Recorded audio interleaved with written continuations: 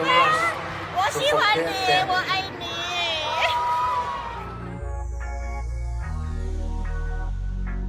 Okay lang, Cherry.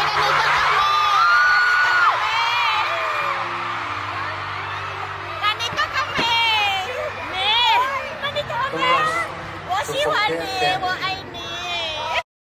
Ito pala ang sinasabi ni Ellen Adarna sa kanyang kaibigan na si Mimiske. Ito nga ang kanilang naging sekreto. Naka-eye to eye pala ni Ellen Adarna itong si Jerry Yan. Kitang-kita naman na nakikigulo itong si Ellen Adarna sa mga manonood. At masayang-masaya nga itong si Ellen Adarna dahil naka 10 seconds eye to eye contact nga daw sila nitong si Jerry Yan. At nahawakan din niya ang kamay ni Jerry Yan, kaya naman itong si Ellen Adarna ay sobrang saya. At dahil nagkakagulo nga ang mga fans, ay nagkaroon pa din ng pagkakataon itong si Ellen Adarna na mahawakan at maka-eye to eye contact itong si Jerry Yan.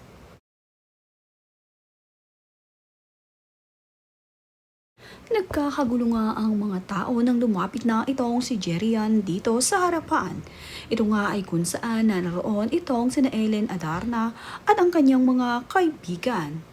Isa rin sa pinakamasaya sa paglapit nitong si Jerry Yan ay ang kaibigan ni Ellen Adarna na si Mimiske. Dahil naka-hand heart nga niya itong si Jerry Yan. Kaya naman hindi lamang itong si Ellen ang naging masaya, kundi ang kanya ring kaibigan ay nagkaroon ng the best experience sa concert ni Jerry Yan dito sa Pilipinas. Naging memorable nga ang concert ng Epor para sa kanila. Masayang-masaya itong sinagi Ellen Adarna dahil successful nga ang kanilang panonood ng concert. Ang babait ng mga Epor na talagang lumalapit sa kanilang mga fans, lalong-lalo na nga itong si Jerry Yan na mas pinagkakaguluhan. At ang kanyang mga kasama ay talaga namang nakakatuwa rin. Mababait sila kapag lumalapit sa mga fans ay nakikipag heart to heart.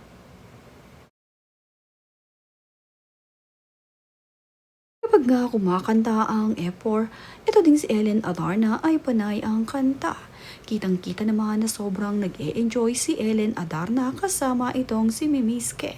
Siya nga ang kabady-body ni Ellen Adarna dito sa panonood ng concert ng F4. At naging successful nga dahil kahit papaano nga ay nakalapit ang mga ito dito kay Jerry Yan at sa iba pang F4.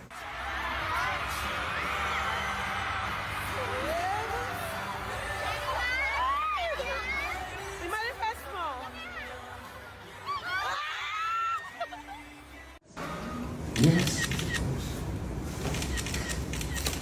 Thank you. Bago pa man magsimula ang concert ay nakalapit itong si Ellen Adarna sa isa pa niyang idol na si Vanessa Wu.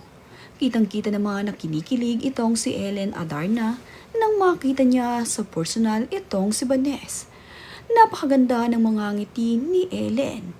Bukod nga dito kasi kay Jerry Yan, ay isa din sa kanyang idol itong si Vanessa Wu. Nagkaroon nga sila ng pagkakataon na magkaharap at sa kanila nga naman ngang pagharap ay nagpakuha sila ng litrato at nakapagpag-autograph pa nga itong si Ellen Adarna dito kay Vanessa. Kaya naman sobrang saya nitong si Ellen.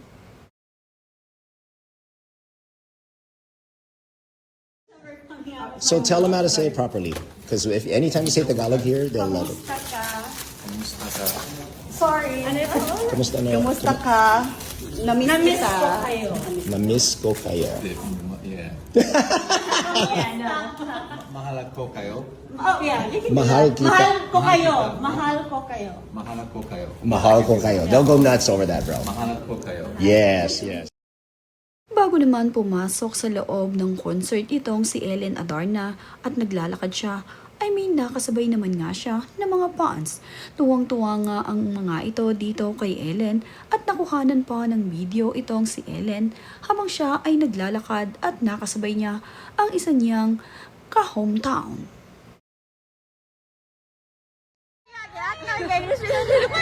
Yeah! Say hi, say hi. Hello!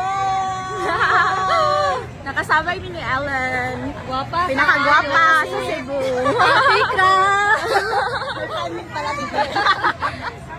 So, wala pa class wrapping, tama? Wala pa? Wala pa. Wala pa.